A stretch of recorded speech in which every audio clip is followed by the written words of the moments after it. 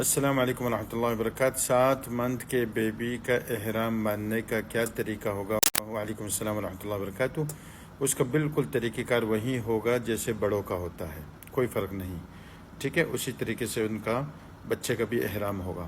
ہاں، بچے کا جیسے سردی کی وجہ سے یا میڈیکل کوئی ایشو وغیرہ ہے تو اس حساب سے اس کے لیے موٹا کپڑا استعمال کر سکتے ہیں، موٹی چادریں آپ لیں اور اس میں بچے کو ڈالیں۔ اور اگر 7 منتھ کا ہے نا، نہیں چل سکتا، ٹھیک ہے؟ مطلب اگر بچہ چلنے والا ہو تو اس کو سعی میں طواف میں اپنے ساتھ چلائے بندہ۔